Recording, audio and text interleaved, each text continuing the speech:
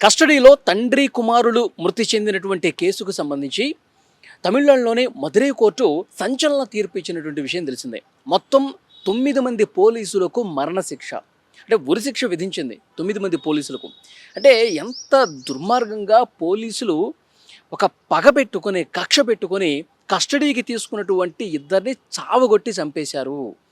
అంటే అంటే న్యాయ వ్యవస్థ ఇంకా దాని మీద హోప్స్ పెట్టుకోవచ్చు. న్యాయ వ్యవస్థల మీద ప్రజలకు ఇంకా నమ్మకం ఉంది అంటానికి ఈ తీర్పు సజీవ సాక్ష్యంగా నిలిచినటువంటి పరిస్థితి. నిజంగా సామాన్యుడికి ఏదైనా ఇబ్బంది కలిగితే ఇక్కడ ఉన్నటువంటి ఈ వ్యవస్థలు ఏమైనా పూర్తిగా నిర్వీర్యమైపోతే ప్రతి ఒక్కరికి ఒక ఆశ ఉంటుంది, న్యాయస్థానంలో అయినా మనకి న్యాయం దక్కుతుంది, ఆ న్యాయ దేవత మనకి అండగా నిలబడుతుందని చెప్పి చాలామంది నమ్ముతారు. సో దానికి తగ్గట్టుగానే తమిళనాడులోని మదురై కోర్టు ఇచ్చినటువంటి తీర్పు చాలామంది దుర్మార్గులకి ఒక కనువిప్పు కలిగినటువంటి పరిస్థితి ఉంది. ఎవరైతే అరాచకంగా ప్రవర్తించాలని చూస్తారో, ఎవరైతే చట్టాన్ని తమ చేతుల్లోకి తీసుకోవాలని ప్రయత్నం చేస్తారో వాళ్ళకి నిజంగా ఒక చెంపపెట్టు లాంటి ఒక తీర్పు వచ్చిందని చెప్పాలి. ఇద్దరు వ్యక్తుల్ని కస్టడీలోకి తీసుకొని ఇక చట్టం మన చేతిలో ఉంది, మనల్ని అడిగేవాడు లేడు, మనల్ని ఇంకా ప్రశ్నించే నాథుడే లేడు, మనం ఏం చేసినా చెల్లుతుంది అనుకున్నటువంటి పోలీసులకి నిజంగా దిమ్మ తిరిగి మైండ్ బ్లాంక్ అయినటువంటి పరిస్థితి ఉంది. సో చాలా సంచలనమైన తీర్పు. నిజంగా దేశవ్యాప్తం ఒక్కసారిగా మదురై కోర్టు ఇచ్చినటువంటి తీర్పు వైపు చూస్తున్నటువంటి పరిస్థితి. ఎందుకంటే 9 మంది పోలీసులకు ఉరిశిక్ష వేయటం అనేది నిజంగా దేశంలో మొదటిసారి కావచ్చు ఇంతమంది పోలీసులకు ఉరిశిక్ష వేయటం అనేది.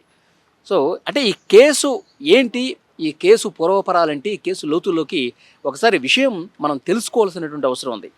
తమిళనాడులోని తూత్తుకుడి జిల్లా సాత్తానుకుళం ప్రాంతానికి చెందినటువంటి ఇద్దరు వ్యక్తులు, తండ్రి కొడుకులు, వాళ్ళు మొబైల్ షాప్ నిర్వహిస్తూ ఉన్నారు. ఎప్పుడు 2020 జూన్లో జరిగింది ఈ ఘటన. వాళ్ళు మొబైల్ షాప్ నిర్వహిస్తున్నారు. అప్పుడు లాక్డౌన్ సమయం ఉంది. టైమింగ్స్ కూడా ప్రభుత్వం నిర్దేశించింది, ఈ టైం వరకు ఎవరు కూడా బయట తిరగొద్దని చెప్పి.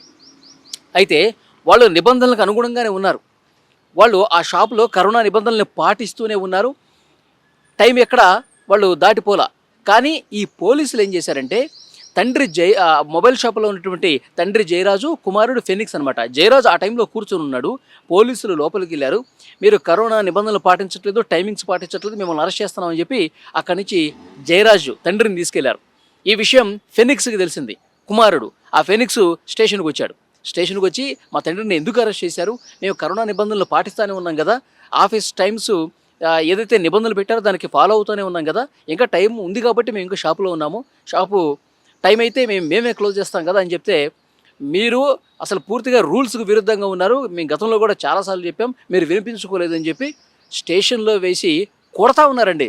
జయరాజ్ అనే వ్యక్తిని, తండ్రిని కొడతా ఉన్నట్టే ఇతను ఫెనిక్స్ అనే అతను కూడా, కుమారుడు వెళ్ళి అడ్డుకున్నారు, పోలీసుల దగ్గర అడ్డుకుని, ఎందుకు కొడుతున్నారు మా తండ్రిని, ఈ విధంగా ఎందుకు చేస్తూ ఉన్నారు అని చెప్పి అతను క్వశ్చన్ చేస్తాడు. క్వశ్చన్ చేస్తే అతన్ని కూడా లోపలేసి ఇద్దరిని కూడా చావబాదారండి. అంటే ఎట్లా కొట్టారంటే, స్టేషన్లో పెట్టి బట్టలు తీసేసి, బట్టలు పూర్తిగా విప్పేసి, నగ్నంగా తండ్రి కొడుకుల్ని నగ్నంగా నించోబెట్టి ఇష్టారీతన లాఠీలతో ఇష్టం వచ్చినట్టుగా కొట్టారు. తల మీద కొట్టారు, విప్ మీద కొట్టారు, పొట్ట భాగంలో కొట్టారు, ఛాతి మీద కొట్టారు.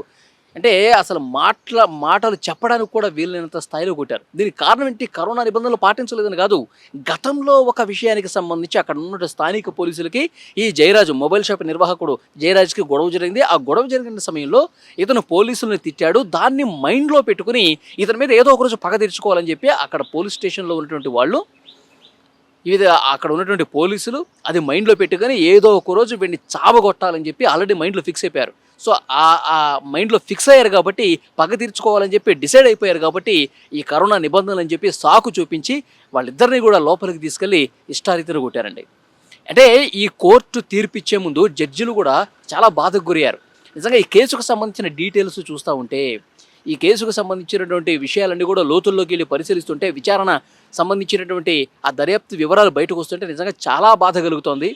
అసలు ఇలాంటి వ్యక్తులు, పోలీసులు ఎవరైతే ఉన్నారో, ఇంత దుర్మార్గంగా ప్రవర్తించిన వాళ్ళు జీవిత ఖైదు వేసి జైల్లో వాళ్ళు సంవత్సరాలు మగితే ఇది సరైన శిక్ష కాదు. బుద్ధి రావాలంటే, అసలు నిజంగా ఇలాంటి ఆలోచన కలిగిన వాళ్ళకి మార్పు రావాలంటే ఒక సంచలనమైనటువంటి తీర్పే ఉండాల్సినటువంటి అవసరం ఉంది. వీళ్ళకి మరణశిక్ష వేస్తే కానీ ఇది సరైన తీర్పు ఇచ్చినట్టు కాదని చెప్పి మరణశిక్ష వేశారు.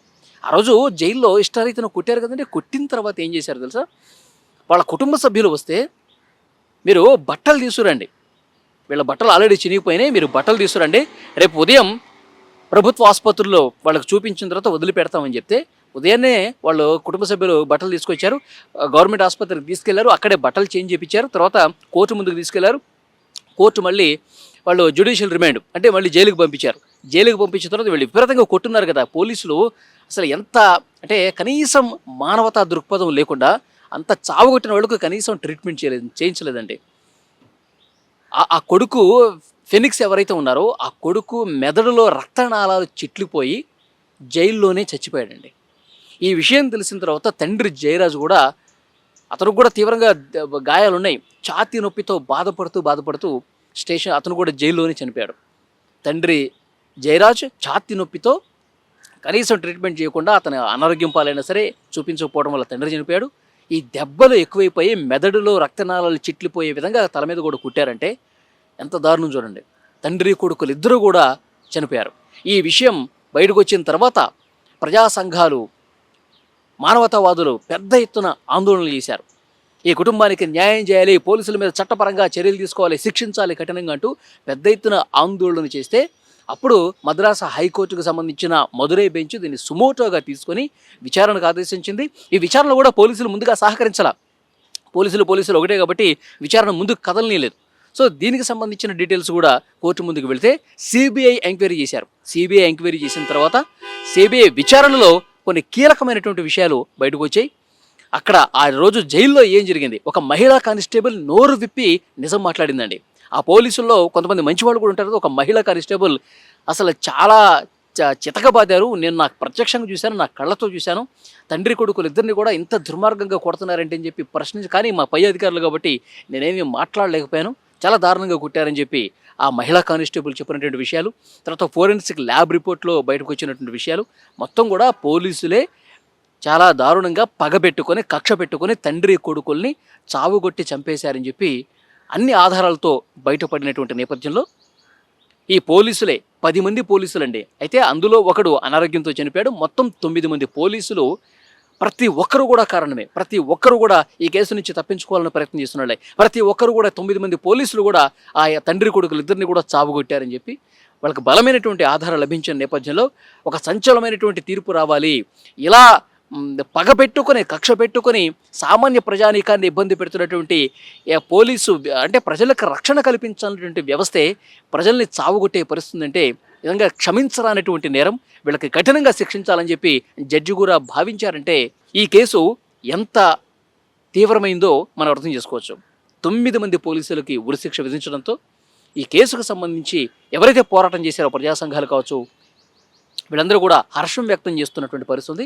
మరోవైపు ఆ జయరాజు భార్య ఫెనిక్స్ తల్లి, ఆ తల్లికి కూడా ఎందుకంటే భర్తను కోల్పోయింది, కొడుకును కూడా కోల్పోయింది, ఇంకా ఆమె రోడ్డున పడ్డటువంటి పరిస్థితి కాబట్టి పోలీసుల నుంచి ₹1 కోటి ఆ పోలీస్ డిపార్ట్మెంట్ నుంచి ఇప్పించాలని చెప్పి జడ్జి కూడా చాలా స్పష్టంగా చెప్పారు. సో డెఫినెట్గా చాలా బాధ కలిగించేటువంటి కేసు డీటెయిల్స్ చూస్తూ ఉంటే, కానీ న్యాయ వ్యవస్థ తప్పకుండా న్యాయం చేస్తుందన్న నమ్మకం ప్రతి ఒక్కరిలో ఈ తీర్పు ద్వారా అర్థమైంది. ఈ వీడియో చూస్తున్న ప్రతి ఒక్కరూ స్పందించండి. ఈ వీడియో చూసిన వాళ్ళకి ఈ తీర్పుని మీరు ఏ విధంగా చూస్తున్నారో కామెంట్ రూపంలో తెలియజేయండి.